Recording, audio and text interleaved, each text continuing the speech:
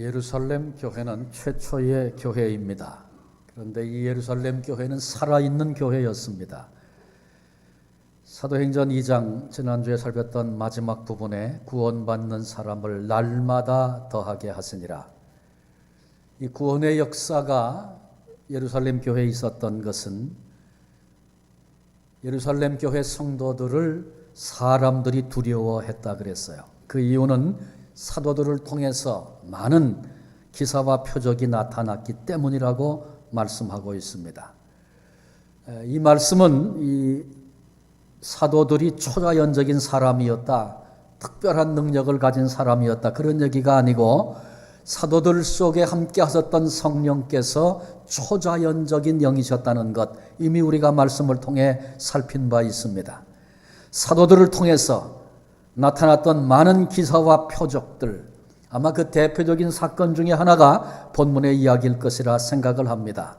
본문의 이야기는 우리가 너무나 잘 아는 얘기입니다. 성전 비문에 늘 앉아서 구걸하던 안진뱅이 한 사람이 있었습니다. 이 사람은 나면서부터 안진뱅이였다. 이 말은 전혀 회복될 가능성이 없는 사람이었다. 무려 40년이 넘도록 그런 모습으로 그렇게 살던 사람이었습니다.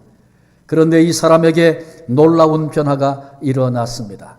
아마 걷는 것이, 뛰는 것이 우리에게는 자연스러운 일일 수 있겠습니다마는 안진뱅이가 일어나 걷기도 하고 뛰기도 하며 하나님을 찬송하며 성전으로 들어가게 되었다. 놀라운 기적의 역사가 나타난 것입니다. 하나님이 하신 일입니다. 그런데 이 놀라운 일을 하나님께서는 베드로와 요한을 통해서 나타내셨습니다. 베드로와 요한 어떤 사람이기에 하나님께서 이 엄청난 일을 하시는 데에 그들을 사용해 주셨는가? 오늘 이 아침에 네 가지로 함께 살피면서 오늘 우리에게 나에게 주시는 은혜 함께 나누려고 합니다. 먼저 베드로와 요한은 기도하는 사람들이었습니다. 본문 1절에 제9시 기도 시간에 그들이 성전으로 갔다는 것이죠. 왜? 기도하기 위해서. 유대인들은 하루에 3번 작정을 하고 시간을 정해놓고 기도합니다. 유대인의 시간으로 3시, 6시, 9시에 각각 3번 기도했는데 유대인 시간에다가 우리 시간을 이해하려면 6시간을 더하면 됩니다. 3시 그러면 아침 9시고요. 6시 그러면 낮 12시고 9시 그러면 오후 3시입니다. 그런데 제9시 기도 시간에 오후 3시에 베드로와 요한이 기도하려고 성전에 갔다는 것입니다. 그 옛날 다니엘 하루에 3번씩 창문을 열어놓고 예루살렘을 향하여 하나님을 향하여 기도하던 사람이었다고 성경이 증언해 주고 있습니다. 베드로와 요한 기도 시간에 성전에 기도하러 갔습니다. 기억하십시오. 기도할 때 기적의 역사도 일어나는 것입니다. 제가 캘거리 목회할 때 카자흐스탄에 젊은이들 보냈던 얘기 아마 기억하시는 분들 계실 것입니다. 매년 청소년들, 하이시 아이들과 그 다음에 EM 청년들 또 한옥권 청년들을 카자흐스탄에 보내곤 했습니다. 그 해에도 카자흐스탄에 가서 이제 청소년들을 모아서 청소년 집회를 하는 것을 섬겼습니다. 그리고 그것이 끝난 다음에 3그룹으로 나눠서 시골에 들어가서 교회를 중심으로 전도하는 일을 아이들이 했습니다.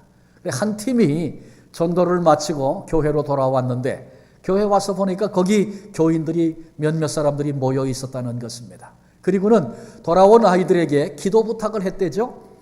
우리 교회 지금 환자들이 많이 있습니다.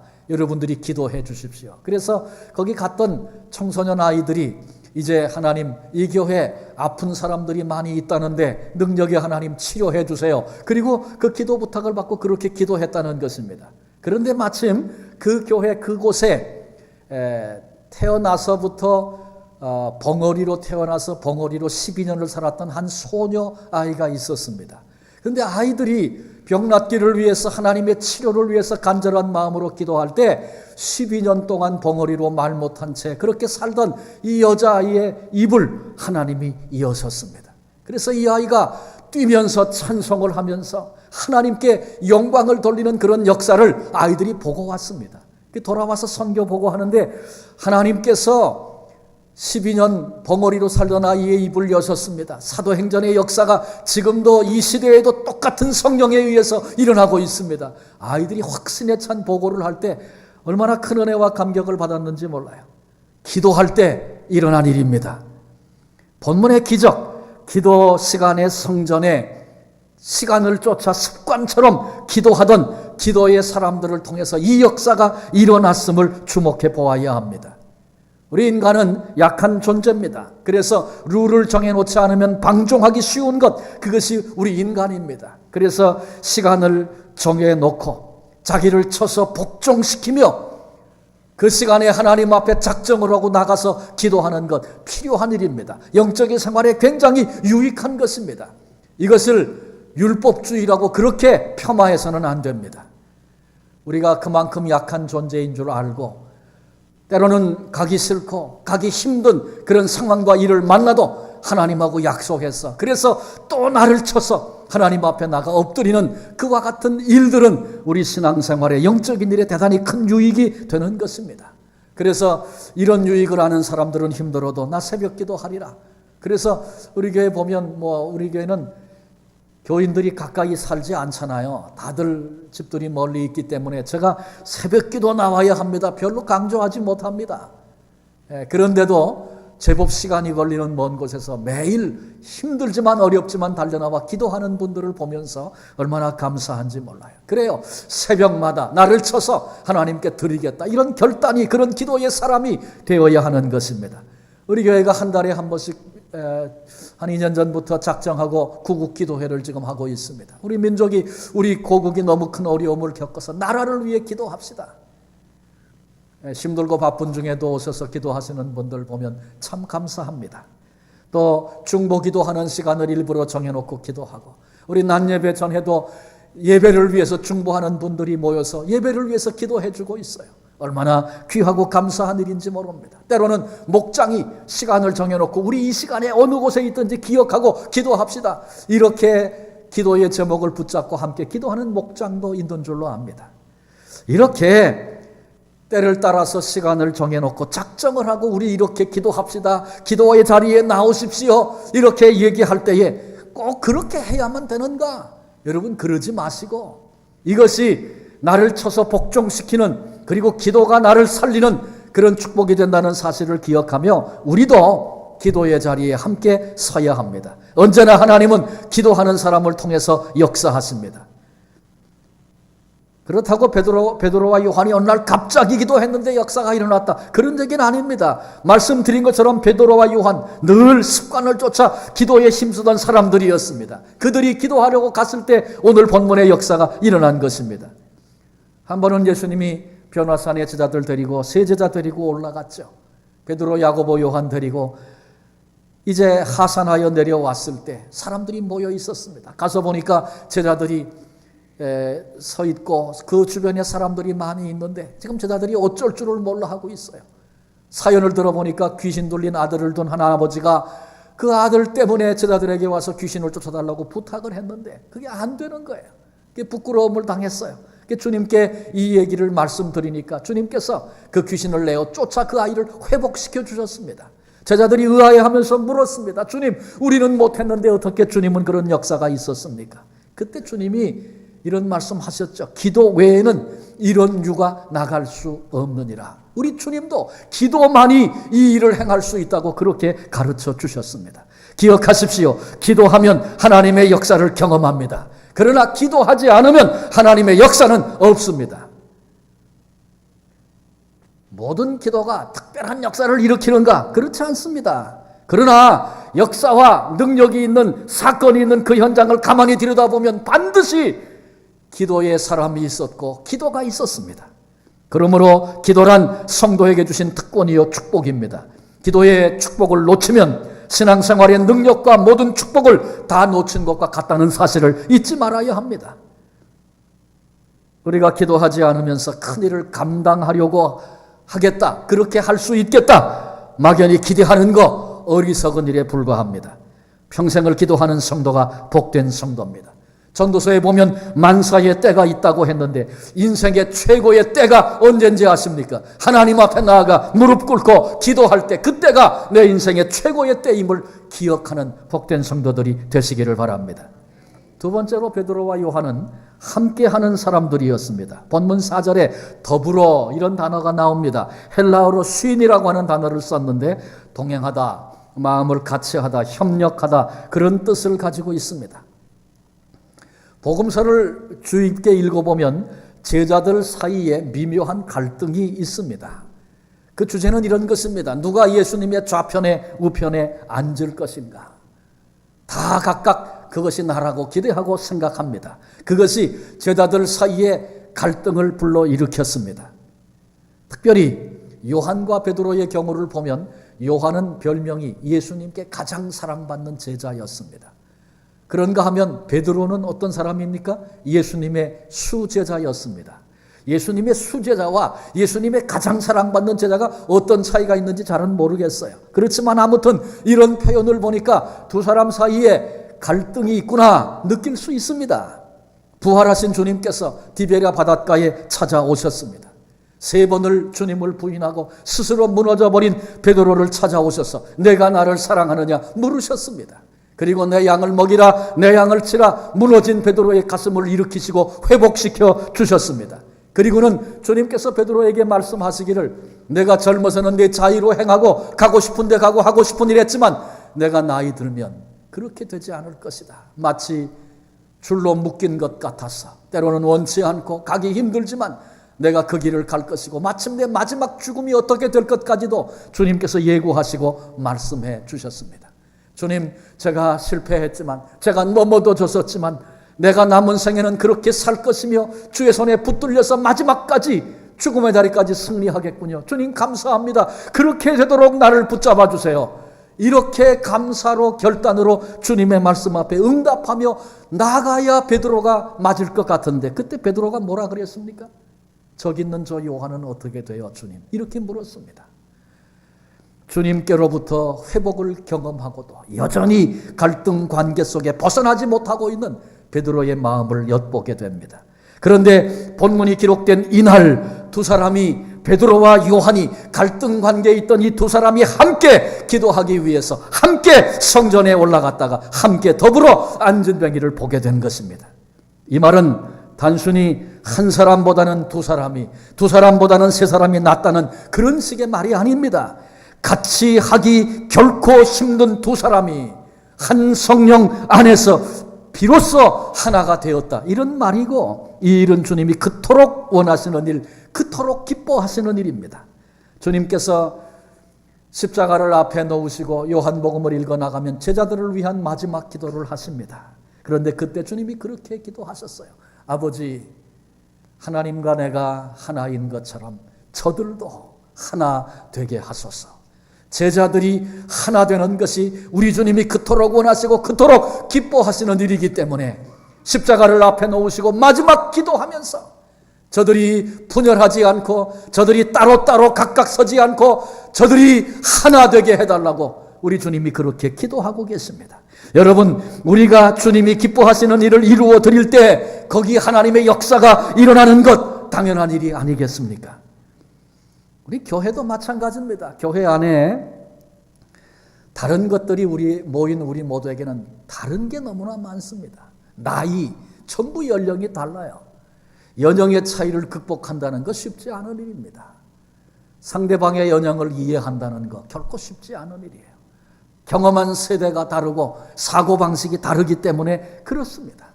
개인이 가지고 있는 세상적인 지위나 능력 혹은 재력에 각각 다 차이가 있습니다. 이 차이가 어떻게 관계를 만들어내는지 세상 속에서 우리는 너무나 잘 경험하고 있지 않습니까? 개인적으로 성격이 다르고 지식, 내가 공부하고 익힌 것이 다르고 살아가는 삶의 신분이 전부 차이가 있습니다. 그래서 당신은 당신대로 당신 길 가고 나는 내 길 가겠습니다.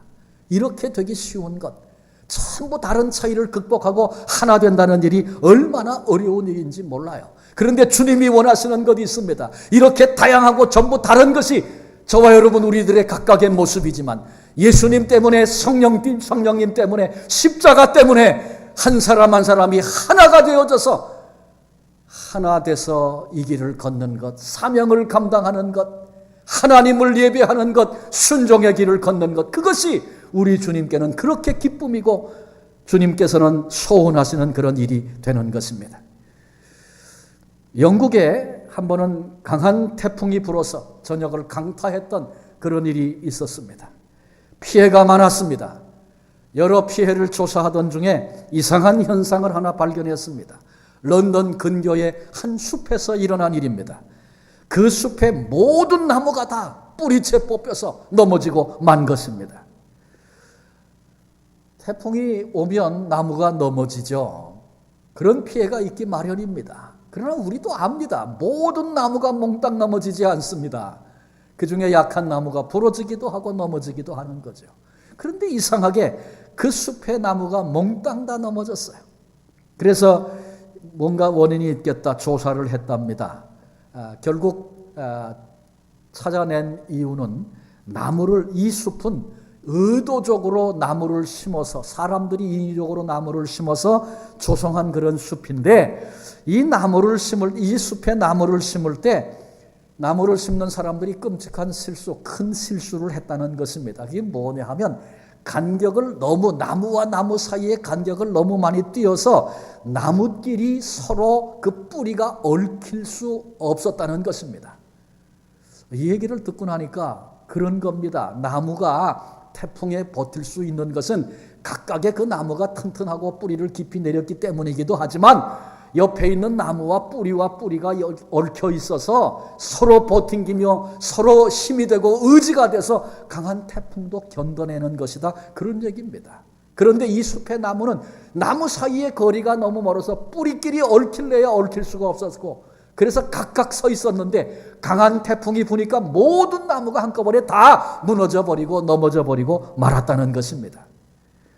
여러분, 이 사건이 우리에게 주고 있는 영적인 교훈이 있습니다. 성도된 우리는 서로가 필요한 사람들입니다. 서로의 사랑, 서로의 관심, 서로의 기도가 필요한 존재가 우리들입니다. 그런데 우리가 그리스도 안에서의 긴밀한 교제를 외면하고 너하고 나는 너무 달라, 수준이 다르고 차원이 달라, 너는 너대로 내 길을 가고 나는 나대로 살리라, 혼자서 독불장군 신앙생활 잘하는 것 같지만 그리스도 안에서 하나 되는 친밀한 이 교제를 외면하면 영혼의 강풍이 불어올 때 뿌리채 뽑히고 넘어져 버리는 이런 비극을 겪게 되는 것입니다. 우리도 하나 되어 협력할 때 너와 나의 담을 무너뜨리고 차이가 있고 다른 것이 많이 있지만 예수님 때문에 우리가 하나로 얽힐 때, 서로 얽히면 피곤한 일 많습니다. 힘든 일도 많습니다. 그래서 안 하겠다는 거죠. 그러나 예수 그리스도 안에서 나를 비우고 서로 하나 되고 신앙의 뿌리를 서로 연결하고 얽히게 될 때, 협력하게 될 때 오늘의 안전뱅이를 일으키는 역사의 주인공이 될 것입니다. 동시에 이런 하나됨이 우리에게 고난이 불어올 때 오히려 그것이 우리를 살리는 비결이요 능력이 될 것입니다. 세 번째로 베드로와 요한은 주목해 보는 사람, 관심을 가지고 보는 사람이었습니다. 본문 4절에 주목하여, 헬라어로 아테니조 이런 단어인데 주시하다, 열심히 쳐다보다, 눈을 고정시키다, 그런 뜻을 가지고 있습니다. 관심 있게 보았다는 것입니다. 무관심이 증오보다 무섭다, 그런 얘기가 있습니다. 꼭 심리학을 공부하지 않아도 무관심이라는 거, 그냥 버려두는 거, 차라리 증오하고 미워하는 거, 그래도 한 구퉁이의 미련이 남았기 때문에 그러는 거라는 거죠. 그래서 이 증오보다 더 무서운 것이 무관심이라는 얘기 아마 동의할 수 있을 것입니다. 여러분, 지금 본문에 베드로와 요한이 안전뱅이가 구걸하고 있는 그 길을 걸어갔습니다. 근데 그 길은 오늘 처음 간 길이 아니고 베드로와 요한이 날마다 기도 시간에 늘 기도하러 가던 그런 늘 다니던 길이었습니다. 거리는 안전뱅이, 그날 처음 나왔다가 이 역사를 경험한 게 아니고 성전님은 날마다 거기 그 곁에 앉아서 구걸하며 그렇게 긴 세월을 살던 사람이었습니다. 그러니까 베드로와 요한이 그날 그 안전뱅이를 처음 본 게 아니라는 거죠. 늘 보았던 사람이라는 거죠. 그런데 역사가 하필이면 왜 이날 이렇게 일어난 것입니까? 그것은 주목하여 보았다. 관심 있게 주목해 볼 때 일어난 일이었다는 것입니다. 늘 거기에 앉아서 구걸하던, 그게 당연하다고 보였던 그런 사람이었는데 그날 베드로와 요한이 바라보니 그렇게 불쌍할 수가 없어요. 성전 곁에 앉아 있으면서 단 한 번도 성전에 들어가 본 적이 없는 사람, 다른 사람의 손길만을 기대하면서 내 미래가 내일이 나아지리라, 오늘보다 나아지리라 아무런 기대도 갖지 못한 채 그렇게 인생을 살아가는 불쌍한 영혼, 그날 보여진 것입니다. 관심을 가지고 볼 때, 보여질 때 역사가 시작이 됩니다. 순교자 스데반은 돌에 맞아 죽으면서 보좌 우편에 자기를 영접하시려고 벌떡 일어서신 우리 주님을 보았기 때문에 그 고통의 순간에 얼굴은 천사처럼 빛이 났고, 오히려 자기를 향하여 돌을 치고 있는 무리들을 용서하는 기도의 사람이 될 수 있었습니다. 그 옛날 다니엘은 사자도 다스리시는 하나님을 보았기 때문에 사자굴이 기다리고 있음에도 불구하고 여전히 감사하며 기도할 수 있었습니다. 무엇을 어떻게 보느냐, 그것이 그 사람의 인생을 결정짓습니다. 우리가 이 시대와 역사를, 그리고 내 주변에 붙여주신 이웃과 형제와 자매를 무관심의 눈으로만 보고 그렇게 인생을 산다면 내 삶에 아무런 역사도 일어나지 않을 것입니다. 기대할 수 없을 것입니다. 그러나 이제 우리가 이 말씀을 들으면서 관심의 눈을 크게 뜨십시다. 우리도 주목해 보십시다. 이 시대를, 주변의 사람들, 신음하고 있는 이들, 내 민족과 그리고 나아가 열방을 보십시다. 이런 것들이 보여지기 시작할 때 더 나아가서 그런 상황을, 그런 사람을 다스리실 뿐만 아니라 이 모든 것의 미래를 친히 결정하시는 살아계신 주님을 바라볼 때 오늘의 기적은 시작될 것입니다. 하나님은 오늘도 무관심의 눈을 이제는 닫고 주목하여 관심을 가지고 살피는 사람, 바로 그런 이들을 통해서 오늘도 큰 일을 감당하게 하시는 것입니다. 마지막 네 번째로 베드로와 요한은 믿음의 사람이었습니다. 그들에게 먼저 믿음의 선언이 있었어요. 믿음의 고백이 담긴 선언. 6절에 보니까 베드로가 이르되 은과 금은 내게 없거니와 내게 있는 이것을 내게 주노니 나사렛 예수 그리스도의 이름으로 일어나 걸으라 하고, 나사렛 예수 그리스도의 이름이 능력이 있어서 안전뱅이도 일으켜 걷게 하신다, 그런 주님이시다. 이 믿음이 그들에게 있었다는 거죠. 그리고 믿음의 선언은 믿음의 행동을 낳았습니다. 7절에 보니까 오른손을 잡아 일으키니 발과 발목이 곧 힘을 얻고, 안전뱅이의 오른손을 잡아서 일으켰다는 겁니다. 가만히 생각해 보면 이건 지나친 행동이 아닐 수 없어요. 여러분, 다리를 다쳐서 깁스를 한다든지 아니면 부상을 입어서 상당 기간 다리를 못 쓰다가 다시 쓰려고 하면 어떻게 됩니까? 옛날처럼 움직여지나요? 안 해요. 그 회복하는 기간 굉장히 고통스럽고 인내해야 옛날 모습으로 돌아올 수 있습니다. 그런 과정을 반드시 겪어야 되는 거예요. 그런데 본문의 이 안전뱅이는 어떤 사람이라고요? 안전뱅이 날 때부터, 그래서 그런 모습으로 40년을 그렇게 살아온 사람입니다. 근데 그를 잡아 일으킨다는 게 말이 되겠어요? 어떤 일을 할 때에는 이게 좀 가능한 건가? 이 사람에게 이게 될 만한, 될 법한 일인가 생각해야 되지 않겠습니까? 무례한 일로 보여집니다. 사람을 무시하는 신뢰로 그렇게 느껴집니다. 그러나 가만히 생각해 보니까 이것은 하나님을 향한, 우리 주님을 향한 자신이 선언했던 그 선언에 대한 분명한 믿음을 가지고 했던 믿음의 행동이었습니다. 여러분, 세상을 살면 은과 금의 위력이 있습니다. 여러분 아십니까? 은과 금의 위력이 있다는 사실을?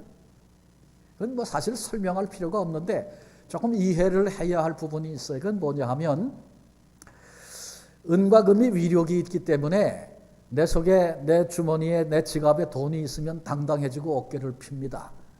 그런데 그게 다 떨어지고 없으면 또 내게 재물이 생길 그런 찬스가 더 이상 없다고 느껴지면 어떻게 돼요?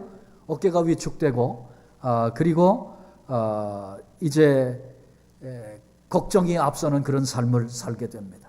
성경은 우리에게 염려하지 말라고 그렇게 말씀하죠. 근데 염려거리가 있는데 어떻게 염려 안 할 여러분 한번 염려 안 하고 살겠다 작정하시고 한번 살아보십시오. 차라리 염려하는 게 낫습니다. 그렇게 말할 겁니다. 그게 잘 안 되거든요. 그런데 예를 들어서 내 주머니에 100만 불이 있다고 생각해 보십시다. 그러면 어제까지만 해도 걱정하고 염려하던 거 웬만한 건 그건 걱정도 안 됩니다. 왜? 100만 불이 있기 때문에 아주 100만 불 어치가 믿어지고 맡겨지는 거예요. 그까짓 거 다시 사면 돼. 걱정하지 마라. 아주 큰 소리 칩니다. 왜? 100만 불에 내 염려가 근심이 맡겨지기 때문에 그런 것입니다. 자, 그러니 우리 인간의 삶에 물질이 재물이 차지하는 그 위치가 결코 작지 않다. 그렇게 볼 수 있어요. 그런데 베드로와 요한에게 그날 바로 그 은이, 그 금이 없었습니다. 그런데 베드로와 요한은 위축되지 않았습니다. 내가 저렇게 불쌍한 사람 오늘 내가 이제 느꼈는데 내 주머니에 돈이 있다면 다 쏟아서 주고라도 그를 격려하고 싶은데 내 주머니에 돈이 없어요. 그렇게 위축되지 않고 낙심하지 않고 그들은 절망하지 않았습니다.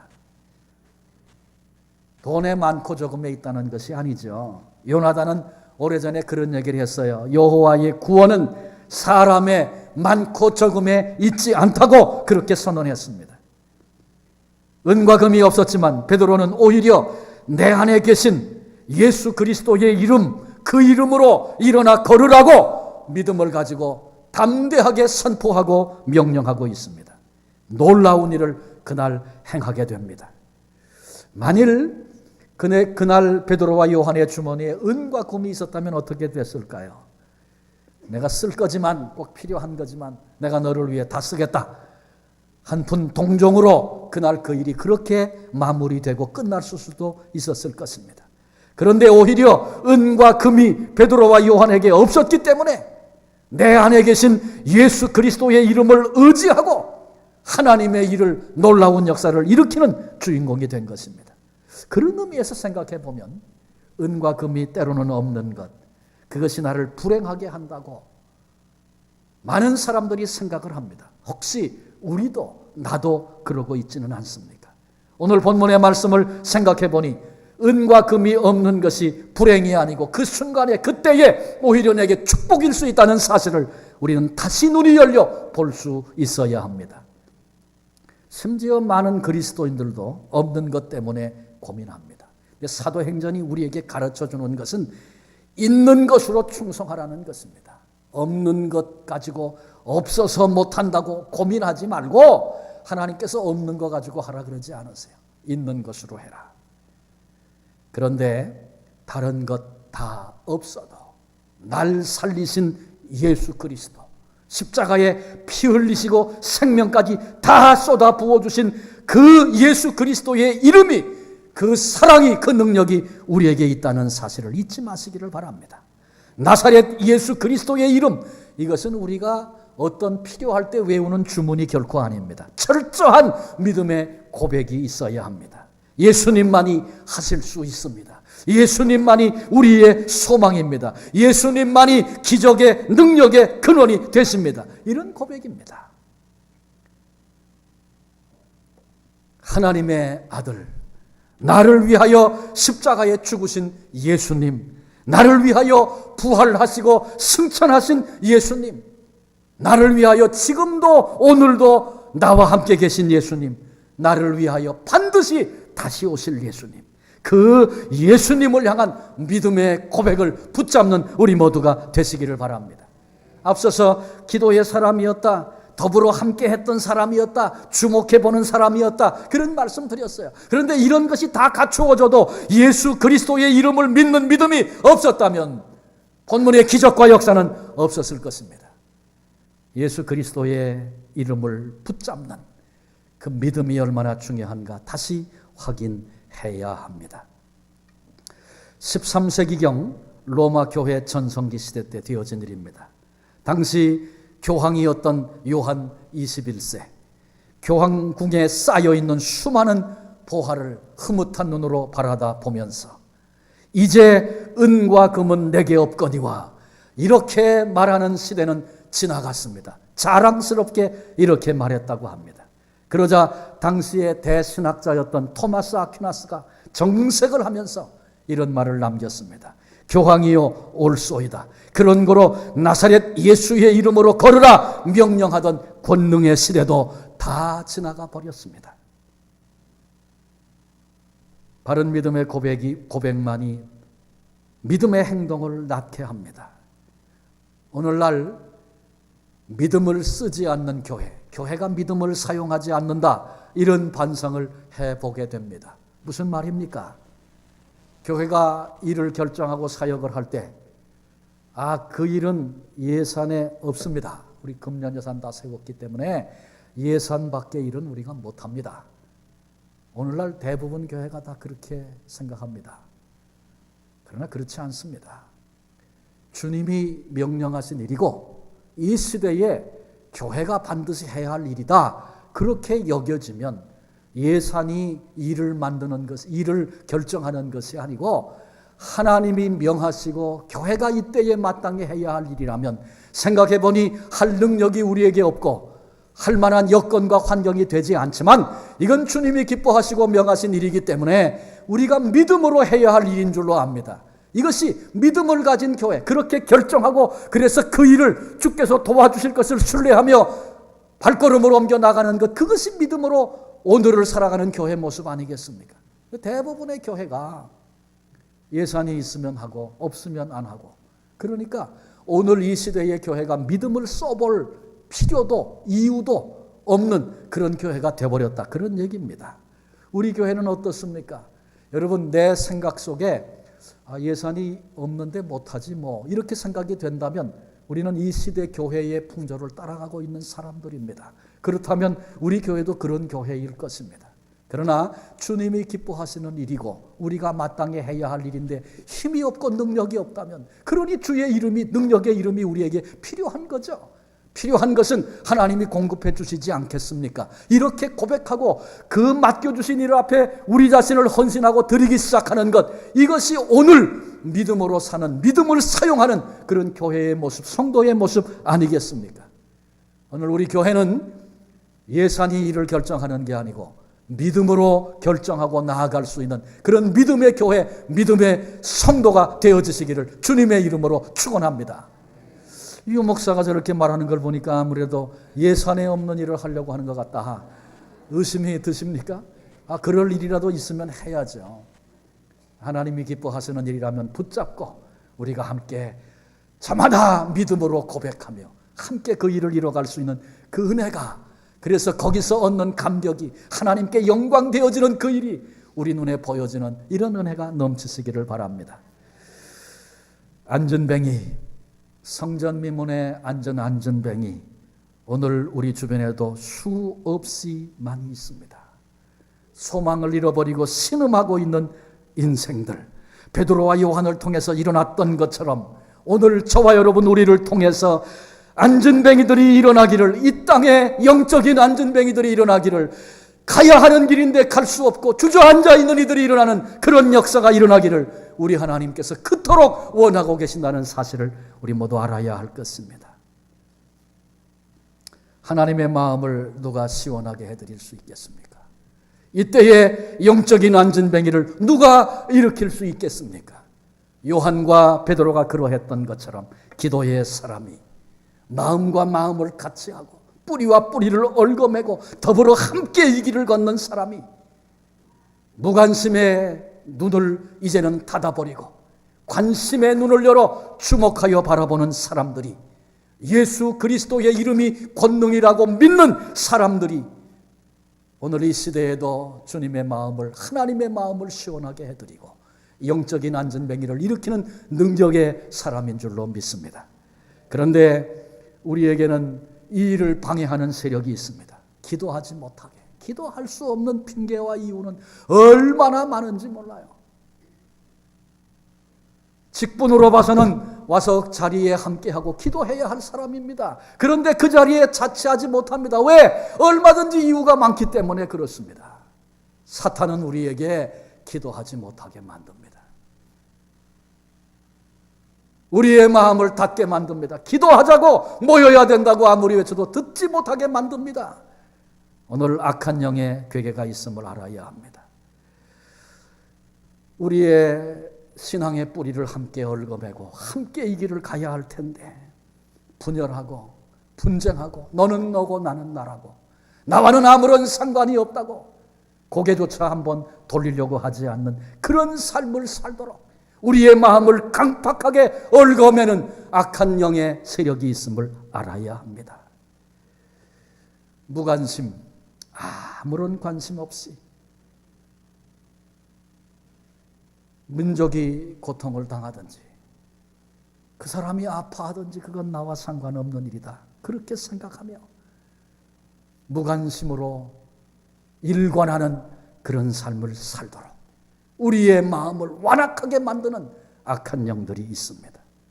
예수 그리스도의 그 이름, 능력의 이름, 나와 상관이 없는 능력이 아니라 십자가까지 담당해 주신 사랑의 주님이 내게 허락하신 능력, 그 은혜가 이미 내게 와 있음에도 불구하고 예수님의 이름, 능력은 나와 상관없다고, 내게는 아무런 일도 일어나지 않을 것이라고 그렇게 여기며 오늘을 불신앙으로 살도록 그렇게 우리를 미혹하는 악한 세력들이 있다는 것 알아야 합니다. 나는 영적으로 어떤 사람들입니까? 악한 영이 사탄이 끄는 대로 끌려다니며 내 속에는 하나님이 사용하실 만한 부분들이 하나도 없는 안타까운 벌거벗은 것과 같은 모습으로 그렇게 오늘을 살고 있는 것은 아닙니까? 이 땅에 수많은 안진뱅이를 일어나 일으키는 사람들로 우리가 쓰여지기를 하나님 그토록 원하시는데, 사랑하는 성도 여러분, 이제 오늘 이 말씀 앞에 개인적으로 나 각각 한 사람 한 사람 우리가 내가 응답하며 일어서야 하지 않겠습니까? 하나님, 내게 기도가 부족했었습니다. 내게 함께하고자 하는 마음, 공동체라고 하는 의식 내게는 부족했었습니다. 하나님, 너무나 내가 무관심한 채 나만 보고 살았나이다. 예수님의 권능의 이름을 놓아버린 채 그렇게 내가 인생을 살았습니다. 내게 부족한 부분이 있다면 하나님 앞에 내놓으십시다. 주님, 나를 긍휼히 여겨주세요. 하나님이 기뻐하시는 사람으로 일어나게 해주세요. 우리가 하나님의 도우심을 구하며 손을 내미는 순간에 주님이 우리를 붙잡아 주실 것입니다. 그래서 마침내 우리로 먼저 일어나 이 시대에 안진뱅이를 일으키는 하나님의 마음을 시원하게 해드리는 이 복된 길 걸어가도록 하나님이 우리를 도와주실 것입니다. 주의 손에 붙들려 이 역사 앞에 아름답게 쓰임받는 한 분 한 분 되시기를 주님의 이름으로 축원합니다. 기도하시겠습니다. 우리 이 시간에 말씀을 생각하며 한번 좀 같이 기도하지 않겠습니까? 나의 영적인 상태는 어떤가? 마귀가 주고 있는 유혹대로 그냥 여지없이 넘어지고 끌려다니는 그런 사람은 아닌가? 성령께서 원하시는 사람 하나님 되기를 원합니다. 하나님, 내 손을 붙잡아 주십시오. 내 주변의 사람들이 이제는 보여지게 하옵소서. 민족의 아픔을 끌어안게 하옵소서. 한번 하나님 앞에 간절한 마음으로 기도하며 나아가십시다. 한 음성으로 기도하시겠습니다. 하나님 아버지, 이 시간에 우리들이 말씀 앞에 있습니다. 하나님, 우리의 심령을 조명하여 주시옵소서. 나는 어떤 존재인가 하나님 깨닫는 마음을 주시옵소서. 하나님은 지금도 기도의 사람을 찾고 계시고, 하나님이여 함께 생명 공동체가 되어져서 이 길을 걷는 사람들을 찾고 계시고, 관심의 눈을 열고 주목하여 바라보는 이들을 찾고 계시고, 예수 그리스도의 권능의 이름을 붙잡기를 아버지, 그런 믿음의 사람이 되기를 아버지 원하고 계신데, 하나님 각각 우리 속에 이와 같은 소중한 고백이 생겨지게 하시고 말씀 앞에 응답자로 일어서게 하시고 하나님 이 시대에 주의 손에 붙들려서 오늘도 영적인 안진뱅이 그래서 가야 할 그 길을 가지 못하는 저 불쌍한 수많은 사람들의 신음소리를 외면하지 아니하고 일어서서 아버지 내 이웃들에게 열방을 향하여 이 하나님의 구원의 생명의 능력을 흘려보내며 살 수 있는 예수 그리스도의 사람들이 되게 하여 주옵소서. 우리를 향한 주님의 그 귀한 뜻 앞에 기꺼이 두 손 들고 순종하며 나아가게 하시옵소서. 주님 은혜 주실 줄로 믿습니다. 하나님 우리의 연약함과 악함을 돌아보며 주의 도우심을 구하며 기도의 손을 들었습니다. 기다리고 계시다가 우리의 손을 붙잡아 주시는 사랑의 아버지 손 내밀어 우리를 붙들어 주옵소서. 악한 영의 괴계를 꿰뚫어 볼 수 있도록 도와주시고 하나님이 날 부르시고 내게 맡겨주시고 명하신 거룩하고 복된 사명들이 있는데 이제는 일어서서 이 사명을 감당하는 주의 손에 붙들린 하나님의 사람들이 되게 하여 주옵소서. 악한 영의 괴계 물리치게 하시고 아버지 하나님 앞에 기도의 사람들로 주님 우리를 붙잡아 주시옵소서.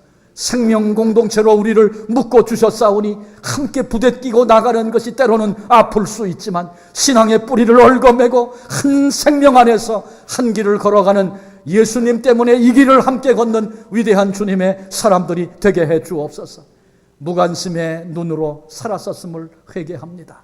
이제는 신음소리가 들리게 해 주옵소서. 아파하는 영혼이 보여지게 해 주옵소서. 시대와 아버지 민족과 아버지 이 세대가 안고 있는 고통을 볼 수 있는 눈을 열어 주시옵소서. 그러나 우리는 할 수 없고 감당할 길이 없사오나 예수 그리스도의 그 이름이 능력됨을 감사합니다. 능력의 이름을 찬양합니다. 이제는 믿음을 쓰지 않고 살아가는 어리석은 자나 어리석은 교회가 아니라 오직 믿음으로 믿음을 앞세워 이 길을 걸어갈 수 있는 믿음의 용사들 되게 해 주옵소서. 가야 할 길을 가게 하시고 갈 수 없는 그 사람을 일으키는 생명의 역사가 사랑하는 성도들 한 사람 한 사람을 통하여 나타나게 하시고 이 일이 아버지께 영광 되게 하여 주옵소서. 우리를 이 구원의 거룩한 복된 자리로 우리를 불러내신 예수 그리스도의 이름으로 감사하며 기도하옵나이다. 아멘.